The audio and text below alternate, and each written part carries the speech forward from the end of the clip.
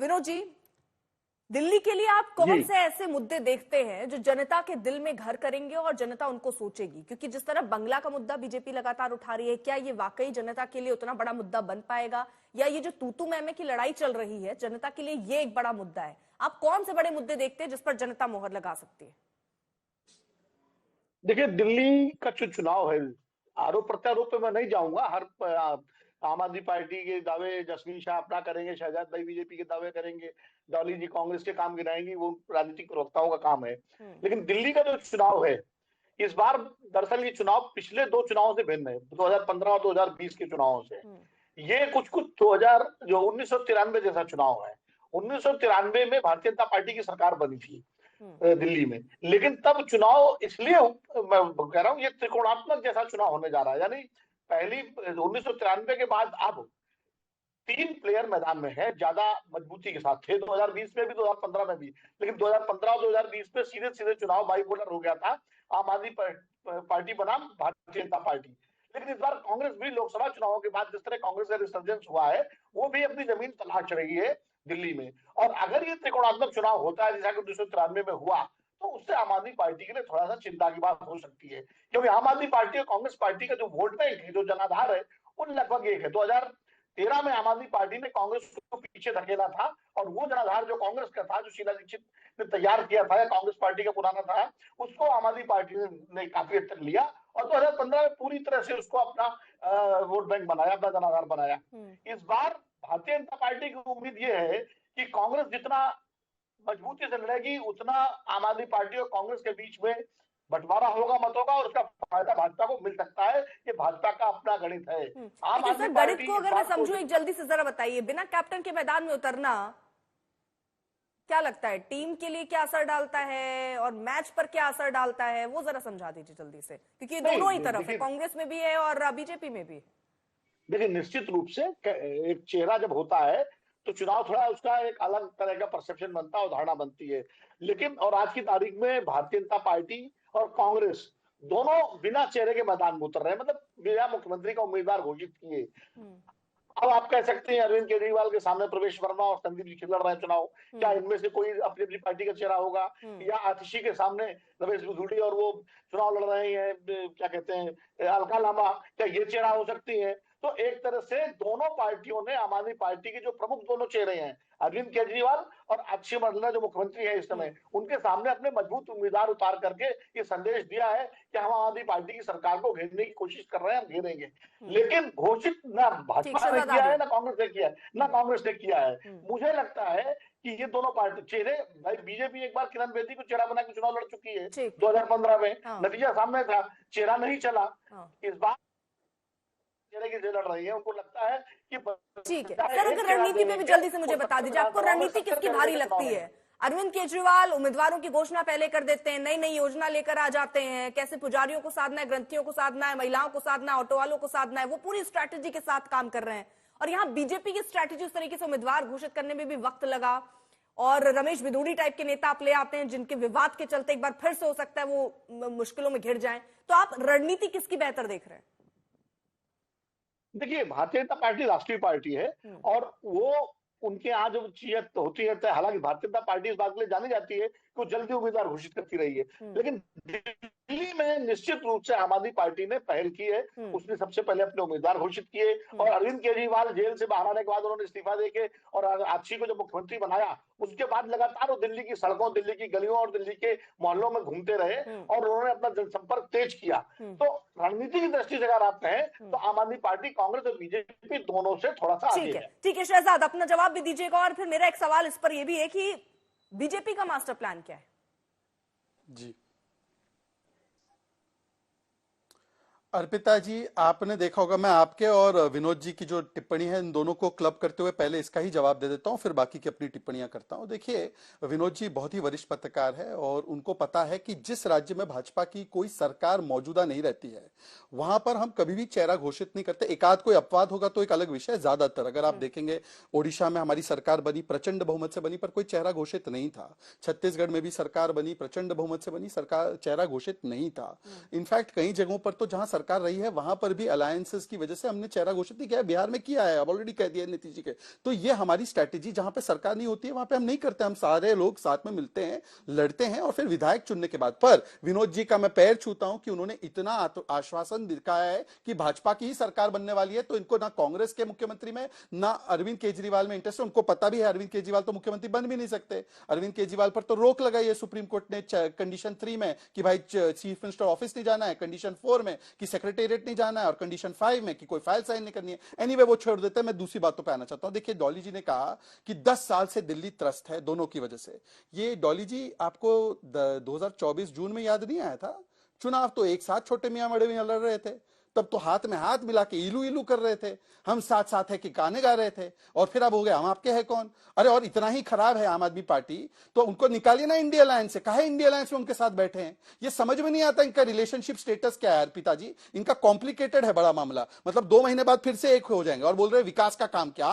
हिमाचल में 1500 कितनी महिलाओं को मिला, 300 यूनिट कितने लोगों को दिया, 1 लाख सरकारी जॉब दे दिए क्या? बस फेयर की बात कर रही हैं आप, बस फेयर 15% से बढ़ा है, और मंत्री बोल रहा है कि मटन 500 का खाते तो बस फेयर भी दे दो, दूध बिजली पानी सबके दाम बढ़ा दिए कर्नाटका में। जहां कांग्रेस आई वहां लूट और बर्बादी लेकर आई, और यही चीज जो है वो आम आदमी पार्टी ने अपनाई। आखिरी बात मैं आम आदमी पार्टी से पूछना चाहता हूं, क्योंकि सरकार उनकी है। सरकार में मैं उनसे सिर्फ इतना पूछना चाहता हूं कि आपने कमिटमेंट दिया था 20 नए अस्पताल, वर्ल्ड क्लास हेल्थ मॉडल का सब जगह आप लोग डिंडोरा पीटते हैं ना, 20 नए हॉस्पिटल के नाम बता दो। 2019 में दलितों के लिए स्कीम शुरू की थी कि 100 बच्चों को अब्रॉड भेजेंगे शिक्षा के लिए, कितने बच्चों को भेजा? जैस्मिन शाह जी स्पेसिफिक जवाब दीजिए।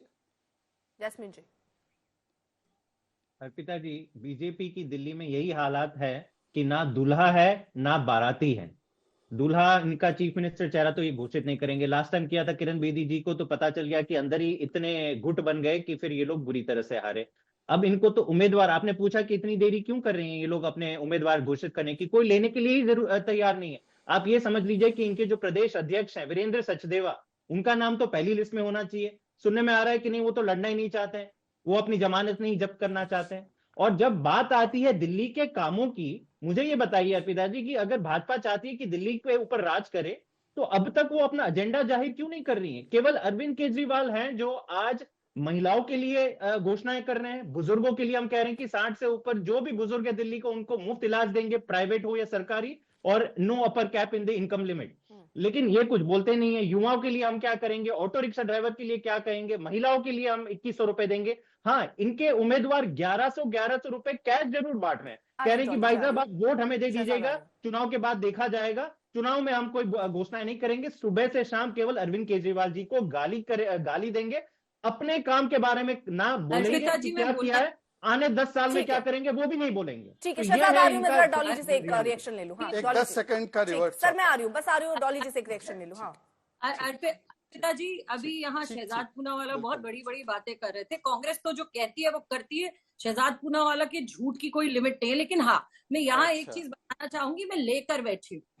ये यहाँ पर लिखा है, Ladki Bahin scheme list to be trimmed in Maharashtra. The Maharashtra government has decided to scrutinize the list of 2.63 crore beneficiaries of Mukhyamantri Majhi Ladki Bahin Yojana and drop these those getting benefits under the welfare schemes. ये आज का पेपर है, आज का न्यूज़पेपर है महाराष्ट्र का। तो ये बताएंगे कि ये क्या करते हैं, कहते हैं सिलेंडर देंगे 450 का। बताइए कितनी महिलाओं को राजस्थान में मिल रहा है। ये मैंने आपको महाराष्ट्र का अभी जुम्मा 4 दिन पहले महाराष्ट्र का रिजल्ट आया है। तो रिजल्ट से पहले कुछ और, रिजल्ट के बाद कुछ और। यही भाजपा का चाल चेहरा है। जैस्मिन और फिर डॉली दोनों के सवालों का जवाब देता हूँ। जैस्मिन, डॉली जी ज्यादा आम आदमी पार्टी को गाली मत दीजिए। 2 महीने बाद फिर से निकाह, मतलब राजनीतिक निकाह करना पड़ेगा, फिर वो 3 तलाक अभी मत दे दीजिए। सुन लीजिए, मैं कह रहा हूँ कि नहीं, हाँ मैं बोल रहा हूँ। हाँ, आप नहीं बोले, मुझे पता है। आप भाजपा को ही हमला करेंगे, आम आदमी पार्टी को कहां हमला करेंगे आप तो साथ में वैसे भी है, छोटे मियाँ बड़े मियाँ, छोटा रिचार्ज बड़ा रिचार्ज। एनीवेज, अब सुन लीजिए बात, मेरी पूरी बात होने दीजिए। जैस्मिन का पहला सवाल, हमारे प्रदेश अध्यक्ष की चिंता छोड़ दो। मान्यवर, आपकी सिटिंग मुख्यमंत्री है जिसको आप रिपीट नहीं करना चाह रहे हो एज अ मुख्यमंत्री चेहरा, और आप बता रहे हैं कि अरविंद केजरीवाल ने रोड मैप दे दिया है, घोषणा कर रहे। अरे सरकार है मान्यवर, इलेक्शन कमीशन ने एमसीसी लागू नहीं किया है, घोषणा क्यों कर रहे हो? लागू करो ना। बढ़े हुए बिजली के दाम, बढ़े हुए पानी के दाम माफ कर देंगे। मैं जैस्मिन चुनौती देता हूं आपको, अभी माफ कीजिए। क्या रोक रहा है आपको अभी माफ करने के लिए? आपकी सरकार है, फुल फ्लेजेड सरकार है। आने वाली सरकार का इंतजार क्यों? अभी कीजिए। 1000 रुपीज पर महिला को देंगे, अभी दीजिए। ग्रंथी पुजारी को देंगे, अभी दीजिए। हमने तो मध्य प्रदेश में दिया है, हमने उत्तर प्रदेश में दिया है, आंध्र में हम दे रहे हैं, बताइए अभी क्यों नहीं दे रहे? मतलब हम घोषणा करें और पंजाब में जा देना पुजारियों को दे दे रहे रहे हैं, महिला आ रही है तो पुजारियों को ये आप पंजाब की 18,000 रुपए दे रहे हैं, ये है मध्य प्रदेश में दे रहे हैं, हाँ, उत्तर प्रदेश बिहार में दे रहे में हैं। सुन पुजारियों- लो, उत्तर पुजारियों को प्रदेश 18,000 में, रुपए आंध्र दे रहे हैं, प्रदेश ग्रंथियों को में, दे रहे हैं। मध्य प्रदेश में। मान्यवर आपकी तरह नहीं है कि इमामों की जेब भरी और अब झूठ मत ग्रंथी याद आ बोलिए। गए, अब एक पुजारी भी याद आ गए। प्रदेश आपकी नहीं तरह है नहीं जहां पे है आप कि 5 साल पुजारियों का इमामों के सम्मान आगे करते हैं। पीछे नाचे बल्कि दिल्ली और में जब हमने अब घोषणा पुजारी करी याद तो आए। उनका 5 साल क्यों नहीं याद आया आपको पहुंच पुजारी? गए। 5 आप साल क्या क्यों नहीं करें? याद आए? पुजारियों के नाम पे 5 केवल साल आप पुजारी राजनीति कहाँ करें। गए आपके? उनके सम्मान 5 साल ग्रंथी कहाँ गए? ठीक है, नहीं, इमामों मेरा एक के सवाल, सामने क्योंकि मैं नाच आगे रहे बढ़ रही हूँ, थे। एक और टॉपिक इमामों जो कि और बहुत मौलवियों की जेबें भर संवेदनशील रहे मुद्दा थे। है। ठीक है, मैं जरा तू मैं थोड़ा खत्म करते हुए इस मुद्दे पर मैं शहजाद आपसे जवाब चाहती हूँ। महिलाओं का जिक्र हो गया, उनको सम्मान देने की बात हो रही है, लेकिन आपके ही नेता किस तरह से बयान दे रहे हैं प्रियंका गांधी को लेकर, उस पर जरा 2 शब्द बोलेंगे आप? 2 नहीं 5 शब्द बोलूंगा। रमेश बिदूड़ी जी के बयान से मैं इत्तेफाक नहीं रखता और मुझे खुशी है कि रमेश बिदूड़ी जी ने स्वयं बिना किसी के बोले जाने पर अपने ही मन से उन्होंने ट्वीट करके खेद प्रकट किया है। पर मैं पूछना चाहता हूं, अभी इरफान अंसारी का बयान है कि उसने कहा था कंगना की गालों से अच्छे सड़क बना देंगे, इंडिया टुडे की रिपोर्ट है। और नरेश बालियान, इनका भी बयान है कि उन्होंने कहा था कि हेमा मालिनी की गालों की तरह फर्स्ट क्लास हो जाएगा, हेमा मालिनी के गालों जैसे रोड बना। नरेश बालियान और इरफान अंसारी दोनों को इन्होंने न केवल टिकट दिया, इरफान अंसारी को मंत्री भी बनाया। ये स्वाति मालीवाल को पीटने वाली पार्टी हमको बोलेगी? ये पार्टी जो उनके एक सर, देखिए, विधायक ने उन्होंने अपनी टिकट बीवी दिया, पर कुत्ता छोड़ दिया था, इसलिए ये आप हमको भी बोलेंगे। उम्मीदवार बना और रहे हैं दूसरी क्या? पार्टी वो है जो शांति धारीवाल को सारी नेता जो वैसे ही है टिकट क्या? देती किसी है को कि महिलाओं की महिलाओं पड़ी का नहीं रेप है। होता है क्योंकि वहां पर मर्दों का प्रदेश है। मैंने तो बोला कि उन्होंने खेद प्रकट किया। इनसे पूछे मतलब आप लालू जी कुछ ने भी खेद बोल प्रकट दीजिए, किया। उसके बाद खेद इनसे प्रकट पूछे कर इरफान लीजिए। अंसारी को मंत्री क्यों बनाया? इनसे पूछे नरेश बालियान को क्यों बनाया? जी कुछ भी क्या बयान बोलिए दे दीजिए फिर से शहजाद, उसके रिपीट बाद करना खेद जता दीजिए, उसकी सराहना होनी चाहिए क्या? जी सुनो, बिल्कुल नहीं अर्पिता जी, मैं राष्ट्रीय प्रवक्ता हूं मेरी पार्टी का, मैं राष्ट्रीय प्रवक्ता बोल रहा हूं। This kind of language not accepted, ठीक है?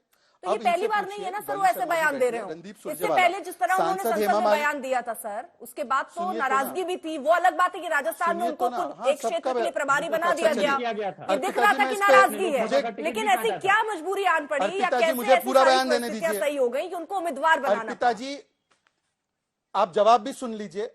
आप मेरा जवाब पूरा सुन लीजिए। मैं आपसे रिक्वेस्ट करता हूं, मैं पूरा जवाब देने के लिए तैयार हूं, मैं भाग नहीं रहा हूं, मुझे सिर्फ जवाब देने का अवसर दीजिए। ठीक। रमेश बिदूड़ी जी का जो बयान है, मैं अधिकृत राष्ट्रीय प्रवक्ता के रूप में उसका खंडन कर रहा हूं। उनके ऊपर पहले भी अपने एक विवादित बयान पर कार्रवाई भी हुई थी। पर मैं पूछना चाहता हूं कि नरेश यादव कुरान फाड़ते हुए कन्विक्ट हुए, इनके ऊपर कार्रवाई क्या हुई? टिकट दिया इन्होंने। और दूसरा मैं पूछ रहा हूं, रणदीप सुरजेवाला ने बोला सांसद चाटने के लिए बनते हैं हेमा मालिनी की तरह।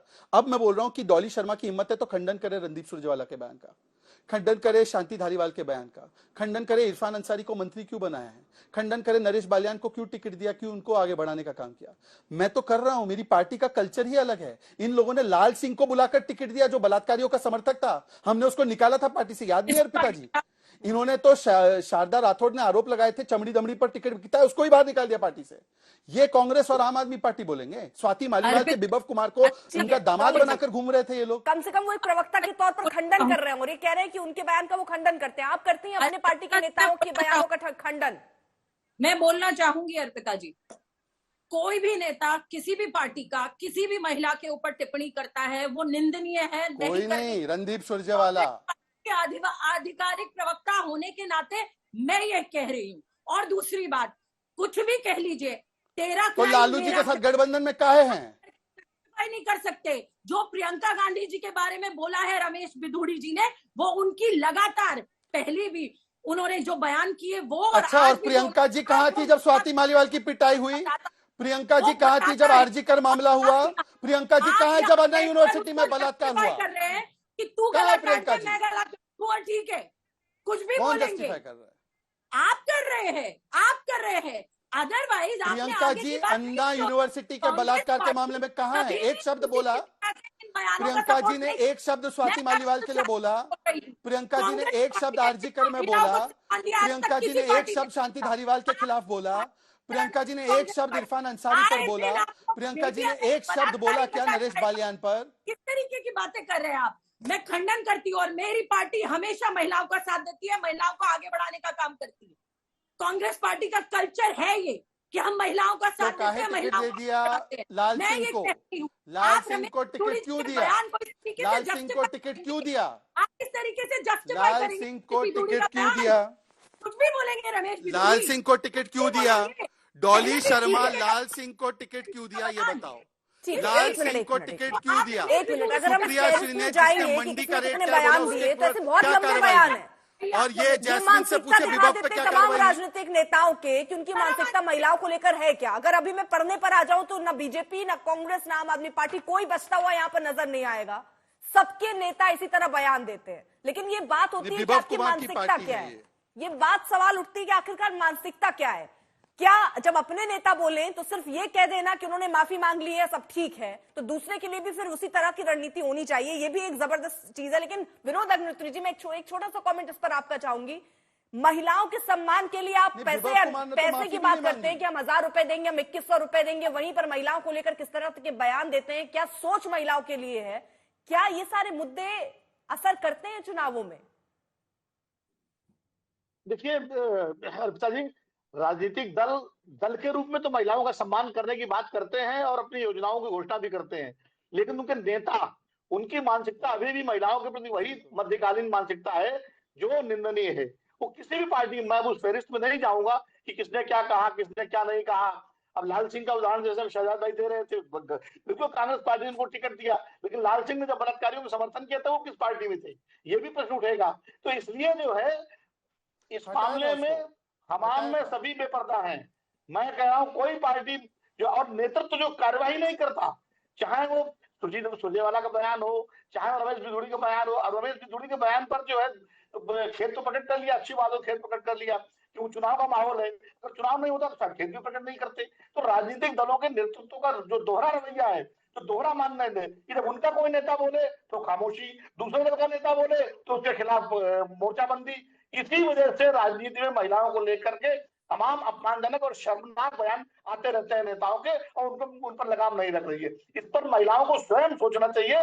वो किसी भी दल, किसी भी नेता को लेकर के, चाहे किसी भी दल का हो, अगर महिलाओं के खिलाफ कोई अपमानजनक टिप्पणी होती है तो सामूहिक स्वर से महिलाओं को कम से कम विरोध विनोद करना जी, चाहिए। मुझे वो किसी रमेश तरफ बिधूड़ी की को लेकर क्या मजबूरी ऐसी नजर आती है? उनका वो तो एक बार अभी चर्चा में नहीं आया ना, इससे पहले जो उन्होंने बयान दिया था, खबर आई पार्टी में अंदर उनके ऊपर कार्रवाई की बात या उन पर नाराजगी भी थी और जिस तरह उनके खिलाफ एक्शन भी, लेकिन अब फिर उनको उम्मीदवार बना दिया गया है। ये स्वर क्यों बदले? क्या ऐसी मजबूरी थी? क्या लगता है? रमेश बिधूड़ी नहीं, जो नेता इस तरह के हैं वो कहीं ना कहीं पार्टियों के लिए शायद चुनाव जिताऊ नेता होते हैं। उनको ये माना जाता है कि चुनाव वो जिताने वाले हैं, तो इसलिए पार्टियां उनके बयानों को, उनकी कार्रवाइयों को अनदेखा करती हैं। और यही वजह है, अब देखिए रमेश बिधूड़ी का बयान हो गया, अभी सुरजेवाला ने जिक्र किया शहजाद भाई ने, या ब्रजभूषण शरण सिंह का इतना बड़ा मुद्दा था, या नरेश यादव का मुद्दा, जो नाम ले, ये चूंकि पार्टियों के इरफान अंसारी हो गए, ये नेता जो है ये पार्टियों को चुनाव जिताने की ताकत रखते हैं। इसलिए पार्टियां इनको, इनके बयानों को, इनकी कार्यवाहियों को, इनके कृत्यों को अनदेखा करती हैं। ये एक बड़ी वजह है। जब तक इस मामले में पार्टियों के नेतृत्व एकजुट होकर ये जीरो टॉलरेंस की नीति नहीं अपनाएंगे, तब तक महिलाओं के खिलाफ इस तरह की शर्मनाक टिप्पणियां और अपमानजनक बयान आते रहेंगे। क्योंकि उन नेताओं की जो भी लेते हैं उनकी मानसिकता ही महिलाओं के खिलाफ मध्ययुगीन मानसिकता है। ठीक है शहजाद, जरा इस पर जवाब दीजिएगा कि क्या कोई कार्रवाई भी होगी, उनको उम्मीदवार बनाया गया है, क्या ये बैकफायर कर जाएगा? इस पर जवाब। लेकिन मैं एक चीज और बीजेपी के लिहाज से क्योंकि समझना चाह रही हूँ, इसको वाकई अगर चुनाव फिर से जोड़कर देखें, यहाँ आम आदमी पार्टी की रणनीति बहुत साफ दिख रही है। वो चाहे महिलाओं को खुश करना हो, बुजुर्गों को खुश करना हो, ऑटो वालों को खुश करना हो, वो हर एक दांव लगातार चल रहे हैं, लेकिन बीजेपी सिर्फ वार कर रही है। चाहे उनके बंगले का मुद्दा बार बार उठाया जाता है, आपको लगता है कि ये बंगला का मुद्दा या ये जो 2-4 आरोप और प्रत्यारोप, भ्रष्टाचार का मुद्दा, ये इतने बड़े मुद्दे हैं जिनके बेहाव पर आप चुनाव जीत सकते हैं? दोनों सवालों का जवाब देता हूं त्वरित, क्योंकि समय भी समाप्त होता जा रहा है। देखिए, हमारे में और बाकियों में एक सैद्धांतिक अंतर देखिए, और बड़े ईमानदारी से बात रखता हूं, संवेदनशील मुद्दा है। लाल सिंह पर जब ये आरोप लगा कि उसने समर्थन किया था एक बलात्कारी का, हमने उनको मंत्री पद से हटाया, पार्टी से हटाया, कांग्रेस ने बुलाकर टिकट दिया। इरफान अंसारी, नरेश बलियान ने यही बयान दिया है जो रमेश बिदुड़ी ने दिया है। रमेश बिदुड़ी ने खेद प्रकट की, इन दोनों ने कुछ नहीं किया, इनको टिकट दिया गया, मंत्री पद दिया गया। और शांति और स्वाति मालीवाल को पीटने वाले विभव कुमार के सामने तो सुप्रीम कोर्ट ने क्या टिप्पणियां की कि इसके सिर में पावर चला गया है, अरविंद केजरीवाल उनके साथ है। पर अब मैं आता हूं आपके स्ट्रेटेजी वाले विषय पे। देखिए, ऐसा है, हमारी स्ट्रेटेजी ये है कि हम दिल्ली के करोड़ों लोग, जनता जो है, उनके साथ ये चुनाव लड़ रहे हैं, और उन्होंने ये नारा तय किया है कि आपदा नहीं सहेंगे, बदल के रहेंगे, और आपदा नहीं सहेंगे, बदल के रहेंगे। यही हमारा स्ट्रेटेजी है, और इस स्ट्रेटेजी को हम अपना